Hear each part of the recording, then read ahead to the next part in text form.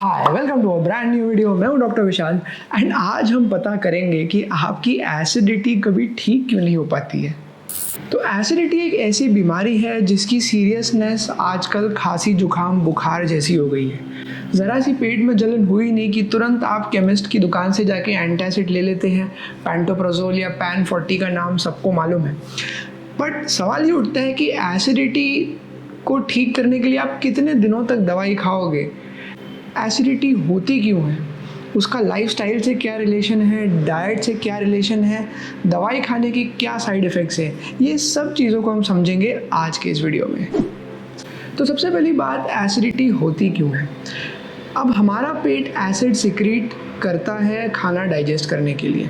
हम जो भी खाना खाते हैं वो मुंह के थ्रू जाता है, हमारे फूड पाइप से नीचे उतरता है एंड स्टमक जो कि एक बैग के जैसा होता है वहाँ पे जाके वो गिर जाता है।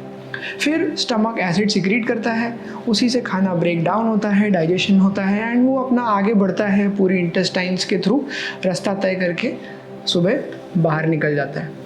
तो जो एसिड है वो खाने को ब्रेक डाउन करने के लिए ज़रूरी है। जब तक वो एसिड पेट के अंदर रहता है, जो स्टमक है उसके अंदर रहता है, तब तक हमें कोई तकलीफ़ नहीं होती। अभी भी हमारे पेट में एसिड है लेकिन हमें पता नहीं चल रहा है। एसिडिटी के जो सिम्टम है, जो जलन है, वो तब फील होती है जब ये एसिड निकल के स्टमक से फूड पाइप की ओर आने लगता है। यानी कि आपके फूड पाइप का जो पार्ट है नीचे का, वहाँ पे अगर एसिड टच होने लगे तो आपको सेंसेशन आता है कि अरे कुछ तो जलन हो रही है, बहुत खा लिया आज और मुंह में खट्टा पानी वगैरह आ रहा है, पेट फूला फूला लगने लगता है। ये सारे सिम्टम्स तब होते हैं जब एसिड अपनी जगह से बाहर आ जाता है। अब इसके कई सारे कारण हो सकते हैं। कुछ कारण ऐसे हो सकते हैं कि आपकी पोजीशन ठीक नहीं है, कुछ ऐसा हो सकता है कि कोई बैक्टीरिया का इन्फेक्शन हो गया हो तो एसिड ज़्यादा सिक्रीट हो रहा है। कभी कभी खाने की कुछ ऐसी चीज़ें आप खा लेते हैं जिनसे एसिड सिक्रीशन बढ़ जाता है। कभी ऐसा होता है कि कुछ इन्फेक्शन के कारण जो स्टमक में प्रोटेक्टिव लाइनिंग एक जो होती है नेचर ने हमें दी है, जो कि हमें एसिड के अगेंस्ट प्रोटेक्ट करती है, वरना जो स्टमक का एसिड है वो स्टमक को भी डाइजेस्ट कर सकता है ना। बट जो प्रोटेक्टिव लाइनिंग है अगर वो ब्रेक हो जाती है तो हमें गैस्ट्रिक अल्सर जैसे सिम्टम्स होते हैं और पेट दुखने लगता है। तो इन सारी चीज़ों को थोड़ा और डिटेल में समझते हैं। कुछ टर्म हैं एसिडिटी से रिलेटेड, कुछ शब्द हैं जो कि बहुत कॉमनली यूज़ किए जाते हैं, बट हो सकता है आपको उनका एग्जैक्ट मतलब ना पता हो। मैं वो एक्सप्लेन कर देता हूँ। सबसे पहला टर्म है हार्ट बर्न। हार्ट बर्न का हार्ट से कोई लेना देना नहीं है, वो सिर्फ इसलिए कहा जाता है क्योंकि वो हार्ट वाले रीजन में होता है, जहाँ पे आपका एक्चुअल हार्ट है उसी के पीछे से फूड पाइप यानी कि ईसोफेगस जा रहा होता है। जैसा कि मैंने बताया, जब ये एसिड ऊपर टच होता है ईसोफेगस में तो वहाँ पे जलन महसूस होती है एंड बिकॉज वो हार्ट के एरिया में, इसलिए कॉमनली उसको नाम दे दिया गया है हार्ट बर्न। रिमेंबर, उसका हार्ट से कोई लेना देना नहीं है। नेक्स्ट टर्म है एसिड रिफ्लक्स। रिफ्लक्स शब्द का मतलब होता है कि कोई चीज़ अपनी जगह से उल्टे डायरेक्शन में जाने लगे। जैसा कि हमने समझा, एसिड अगर उल्टे डायरेक्शन में जाने लगे तो हम उसे कहेंगे acid reflux. Simple gas, acidity को गैस भी कहा जाता है बिकॉज अक्सर एसिडिटी के मरीजों में एक्स्ट्रा गैस फॉर्मेशन भी होता है ड्यू टू एसिड। एक और शब्द आपने सुना होगा, GERD, गैस्ट्रोइसोफेजियल रिफ्लक्स डिसीज़। अब आप अगर समझे तो रिफ्लक्स मैंने बताया था कि एसिड ऊपर चले जाए तो उसको रिफ्लक्स कहेंगे, ईसोफेगस यानी कि फूड पाइप, गैस्ट्रो यानी कि स्टमक, डिसीज़ यानी कि बीमारी। तो ऐसी बीमारी जिसमें एसिड अब स्टमक से ऊपर जा रहा है ईसोफेगस की तरफ एंड ये काफ़ी समय से चलता आ रहा है, तो हम उसे लेबल दे देंगे gastroesophageal reflux disease. But GERD का सरल भाषा में मतलब है एसिडिटी जो कि बहुत समय से आपको होती आ रही है। उसके बाद आता है गैस्ट्रिक अल्सर और पेप्टिक अल्सर। ये दोनों शब्द सुनने में एक जैसे लगते हैं। मुझे कमेंट्स में पहले पूछा गया था कि क्या फ़र्क है दोनों में। तो फ़र्क ये है कि पेप्टिक अल्सर का मतलब होता है एसिड के द्वारा प्रोड्यूस होने वाला अल्सर, यानी कि एसिड ने जब स्टमक की लाइनिंग को खुद से डैमेज करना शुरू कर दिया है। हमारी बॉडी का एसिड हमारे स्टमक को अगर डैमेज करे तो हम उसे कहेंगे peptic ulcer. Because gastric acid में जो डाइजेस्टिव सिक्रीशन है उसमें पेप्सिन नाम का एक केमिकल कंपाउंड होता है जिसकी वजह से अल्सर फॉर्म होता है। उसमें और भी चीज़ें होती हैं बट पेप्सिन की वजह से अल्सर फॉर्म होता है। तो अगर वो अल्सर स्टमक में फॉर्म हो तो उसको कहेंगे गैस्ट्रिक अल्सर। वही अगर थोड़ा आगे बढ़ के डुओडेनम में फॉर्म हो जाए तो हम उसको कहेंगे डुओडेनल अल्सर। तो अल्सर सेम ही है, सेम कारण, सेम वही पेप्सिन नाम के केमिकल से की वजह से है, एसिड की वजह से है, बस जगह अलग है तो नाम अलग है। स्टमक वाले का नाम गैस्ट्रिक अल्सर है एंड जो डुओडेनम वाला अल्सर है उसका नाम डुओडेनल अल्सर है। एंड इवेंचुअली दोनों एक ही टाइप, मतलब पेप्टिक अल्सर के टाइप्स। अब एसिडिटी के कारण को थोड़ा डिटेल में समझ लेते हैं। तो जैसा कि मैंने बताया, जो भी ऐसे कारण जिसकी वजह से पेट का एसिड निकल के आपके ईसोफेगस तक जाने लगे, उन सब से आपको तकलीफ होगी, आप एसिडिटी के मरीज बनोगे। तो कौन कौन से है ये कारण? सबसे पहला कारण है कि आपके सोने की पोजीशन गलत हो सकती है। अगर आप खाना खा के तुरंत लेट जाएंगे तो जो एसिड है वो गले की तरफ आएगा, उससे आपको एसिडिटी के सिम्टम्स बढ़ सकते हैं। सोल्यूशन ये है कि खाना खाने के बाद थोड़ी देर वॉकिंग कर लीजिए, हो सकता है कि आपका वो खाना डाइजेस्ट फटाफट हो जाए, एसिड डायरेक्टली ऊपर ना आए। सेकंड जो चीज़ आप कर सकते हैं कि आप खाना का जो समय है, स्पेशली डिनर का जो समय है, वो अपने सोने के समय से 2-3 घंटे पहले कर लेंगे, तो उतना समय आपके स्टमक को मिल जाएगा खाली होने के लिए, तो जो एसिड बनता है वो डायरेक्टली ऊपर नहीं आएगा। तीसरा आप कर सकते हैं कि आप अपने सोने की पोजीशन चेंज कर सकते हैं।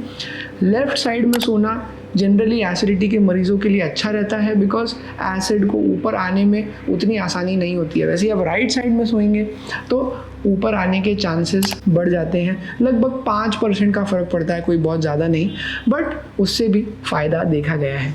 ये सारी चीज़ों के कोई बहुत स्ट्रॉन्ग साइंटिफिक एकदम रिसर्च पेपर वाले प्रूफ नहीं है, काफ़ी कॉमन सेंस रिलेटेड चीज़ें हैं, बट ये काम करती हैं।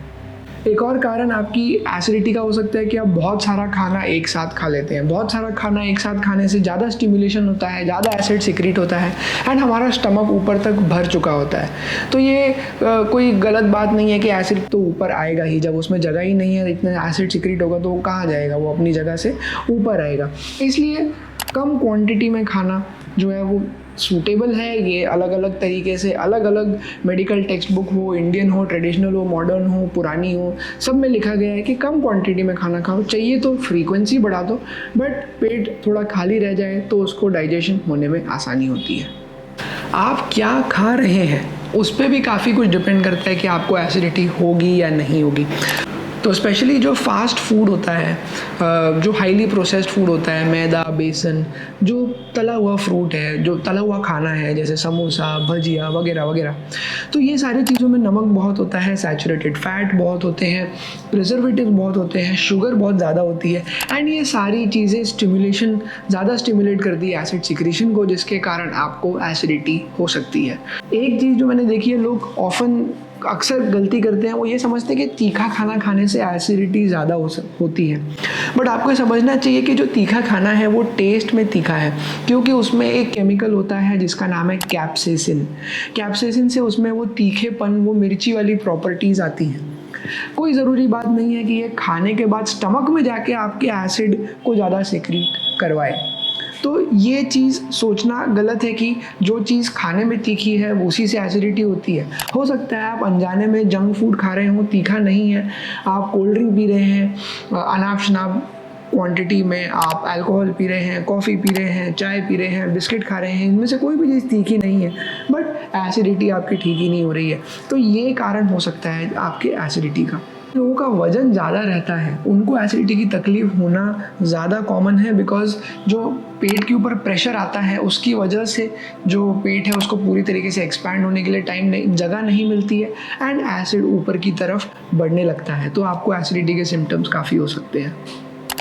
स्ट्रेस के कारण भी लोगों में अल्सर, स्पेशली स्टमक में होने वाले अल्सर देखे गए हैं। स्ट्रेस के कारण आप कह सकते हैं एक तरीके से ब्लड सप्लाई जो है वो आपके स्टमक से दूर हो जाती है, वहाँ पे ब्लड सप्लाई कम हो जाती है।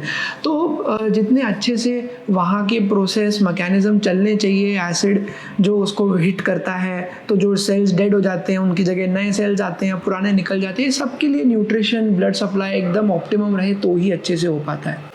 तो किसी कारणवश, फॉर एग्जांपल स्ट्रेस के कारण, चाहे वो पैसों का स्ट्रेस हो, करियर का स्ट्रेस हो, घर का स्ट्रेस हो, हर व्यक्ति को अपने अपने किस्म का स्ट्रेस होता है। स्टूडेंट के अलग स्ट्रेस, गरीब के अलग स्ट्रेस, अमीर व्यक्ति के अलग स्ट्रेस।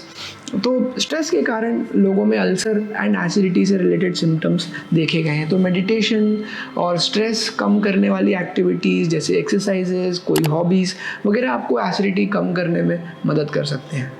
आपकी दवाइयों की वजह से भी हो सकता है आपको एसिडिटी हो रही हो लेकिन आपको पता ना हो। स्पेशली पैंडेमिक के दौरान लोगों ने डोलो 650 ऐसे खाई है जैसे कि वो कोई चॉकलेट या कोई टॉफ़ी हो, बट उसके कारण एसिडिटी की वजह से इतने लोग बीमार होते हैं, उन्हें समझ ही नहीं आता है कि ऐसा क्यों हो रहा है।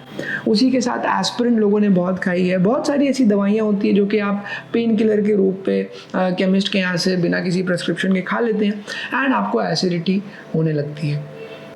H pylori infection. H pylori एक किस्म का बैक्टीरिया होता है जो कि इंडिया में बहुत कॉमन है, स्पेशली अनहाइजीनिक खाने में ये पाया जाता है। एंड ये जो होता है वो अंदर जाके आपके सेल्स को ऐसा डैमेज करता है कि जो एसिड है वो आपके स्टमक के ऊपर ही एक्ट करने लगता है एंड उससे आपको पेन होने लगता है, एसिड सिक्रीशन ज़्यादा होने लगता है वगैरह वगैरह। तो एच पाइलोरी इन्फेक्शन एक कारण हो सकता है एसिडिटी का, जो कि आपके नॉर्मल एंटासिड वगैरह लेने से ठीक नहीं होगा। उसके लिए आपको प्रॉपरली दवाइयाँ लेनी पड़ेंगी। Last but not the least, hiatus hernia नाम की एक बीमारी होती है जिसमें जो स्टमक और ईसोफेगस के बीच का जंक्शन है वो लूज़ हो जाता है। तो नॉर्मल क्वांटिटी का एसिड जो कि नॉर्मल लोगों में ईसोफेगस तक नहीं आ पाता है, कोई तकलीफ़ नहीं कॉज करता है, उतना ही एसिड किसी हाइएटस हर्निया वाले व्यक्ति के शरीर में एसिड जो है वो जलन कॉज करेगा, जिसकी वजह से उसको सिम्टम्स आने लगेंगे। तो इस केस में एसिड सिक्रीशन तो नहीं बढ़ा है, बट जो एनाटॉमी है, जो स्ट्रक्चर है ईसोफेगस यानी कि फूड पाइप से स्टमक के बीच का जो जंक्शन है वो लूज़ हो गया है। उस वजह से जो नॉर्मल बनता हुआ एसिड है वो भी ऊपर जाके आपको तकलीफ़ कॉज कर रहा है। तो उसका भी ट्रीटमेंट आपको अलग से लेना पड़ता है। ये भी सादी एंटासिड दवाइयों से ठीक नहीं होगा। एक बहुत ही जुगाड़ू टाइप का ट्रीटमेंट है आपकी एसिडिटी को टेम्परेरी रिलीव करने के लिए, वो है च्युइंगम का खाना। अगर आप च्युइंगम खाएंगे तो जो एक्स्ट्रा सलाइवा सिक्रीट होता है वो ना कि सिर्फ डाइजेशन में हेल्प करता है बट खाने को जल्दी स्टमक से बाहर निकालने में भी मदद करता है, बिकॉज आपका जो च्युइंग एक्शन है वो स्टमक को स्टिमुलेट करके ये बताता है कि और खाना आने वाला है, तो फटाफट इसको डाइजेस्ट करके आगे बढ़ाओ। तो ये एक शॉर्टकट मेथड हो सकता है जो कि आप ट्राई कर सकते हैं। तो ये सारी चीज़ें तो आपने समझ ली, हो सकता है आप इनमें से कई सारी चीज़ें ट्राई भी कर रहे हो, बट अगर इन सबसे भी बात नहीं बनी तो आपको क्या करना चाहिए, कब आपको डॉक्टर के पास जाने की ज़रूरत है। तो उसके कुछ क्लियर इंडिकेशंस हैं। सबसे पहला ये कि आपने एसिडिटी का सारा ट्रीटमेंट अपनी तरफ से कर लिया है, वो ठीक नहीं हो रही है।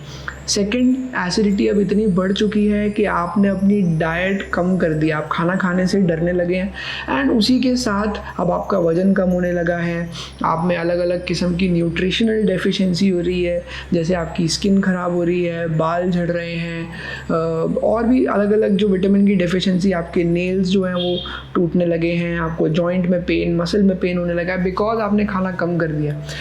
तो ये सारे फैक्टर्स हैं जिसकी वजह से आपको डॉक्टर के पास जाना चाहिए।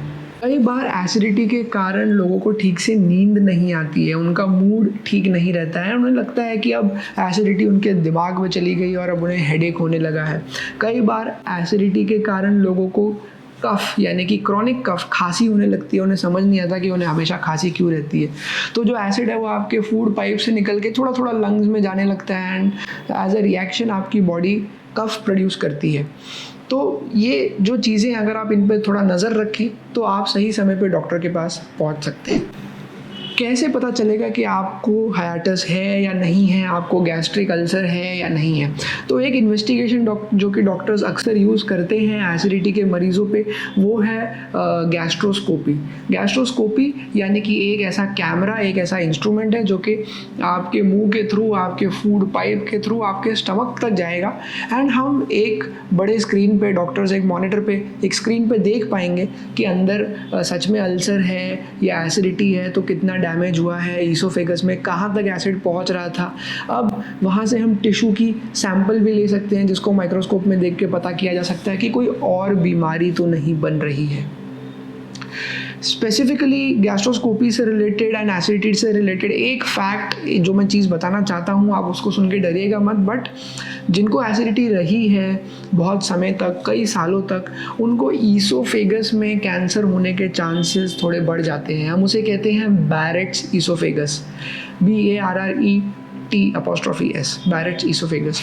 तो ऐसे लोगों को जितनी जल्द से जल्द डायग्नोस किया जाए उतने अच्छे से उनका ट्रीटमेंट किया जा सकता है।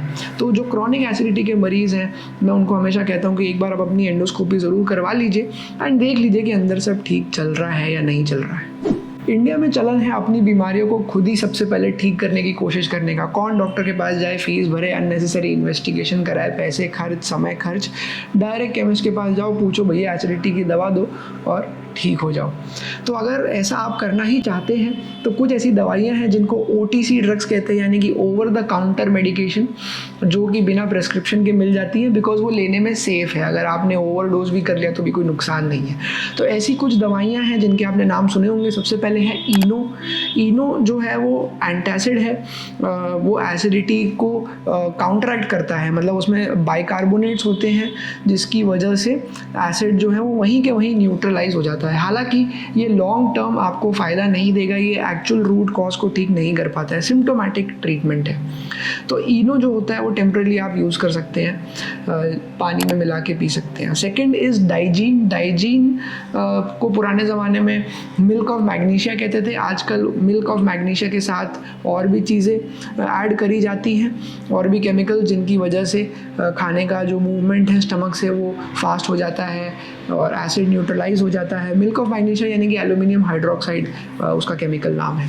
तो डाइजीन एक चीज़ है जो कि आप यूज़ कर सकते हैं। उसके बाद सुक्राफिल ओ करके एक दवाई आती है।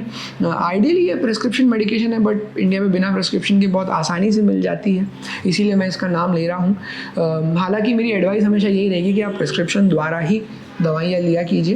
तो सुक्राफिल ओ में ऐसी कुछ दवाइयाँ होती है जिससे कि एक लेयर आपके स्टमक पे बन जाती है, तो एसिड उसको अटैक नहीं कर पाता है। एंड जो ओ वाला कंपोनेंट है वो आता है ऑक्सीटाकेन नाम के केमिकल से, जो कि एक एनेस्थेटिक एजेंट होता है, यानी कि वहाँ से वो जब आपके फूड पाइप में और स्टमक में लग जाता है तो वहाँ पे पेन होना कम हो जाता है।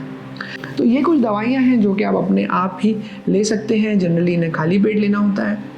एक डाइट रिलेटेड सप्लीमेंट जो कि आपके एसिडिटी में मदद कर सकता है या ओवरऑल फूड को डाइजेस्ट करने में काफ़ी मदद कर सकता है, वो है प्रोबायोटिक सप्लीमेंट, यानी कि दही एंड उससे रिलेटेड चीज़ें जो रहती है अगर हम अपनी डाइट में इंक्लूड कर लें तो उससे काफ़ी फ़ायदा होगा। फर्मेंटेड चीज़ें हमें चाहिए जो कि इंटेस्टाइन्स के हेल्दी बैक्टीरिया को ग्रो करने में मदद करती है, तो इनको आप अपनी डाइट में ऐड करें तो आपकी एसिडिटी कम हो सकती है। वहीं पे हाई फाइबर डाइट जैसे सैलड वगैरह है, उनको ऐड किया जाए तो भी एसिड सिक्रीशन स्लो हो जाता है एंड आपको एसिडिटी में मदद हो सकती है। सैलड्स, फ्रूट्स, दही के सारे डेरिवेटिव्स, साउथ इंडियन खाना, ये सब आपके एसिडिटी को ठीक करने में मदद करेगा। तो जो सही डॉक्टर है आपकी एसिडिटी को ठीक करने के लिए वो हो सकता है जनरल फिजिशियन, कोई गैस्ट्रोएंटरोलॉजिस्ट या कोई जनरल सर्जन। तो ये सभी लोग क्वालिफाइड है आपकी एसिडिटी या GERD जैसी दवाइयों को, बीमारी को ठीक करने के लिए। ये वीडियो आपको कैसा लगा मुझे ज़रूर बताइएगा, बिकॉज ये एक एक्सपेरिमेंट वीडियो था। मैंने सेम टॉपिक पे आज से लगभग 5 साल पहले एक वीडियो बनाया था, वो मेरा पहला वीडियो था इस चैनल पे, एंड मैंने सोचा कि देखा जाए कितना इम्प्रूवमेंट आया है अपने वीडियो बनाने के क्षमता में। तो वो भी वीडियो अगर आप चाहें तो आप देख सकते हैं। ये वाला कैसा लगा मुझे बताइएगा, and with that very soon I will see you in the next video.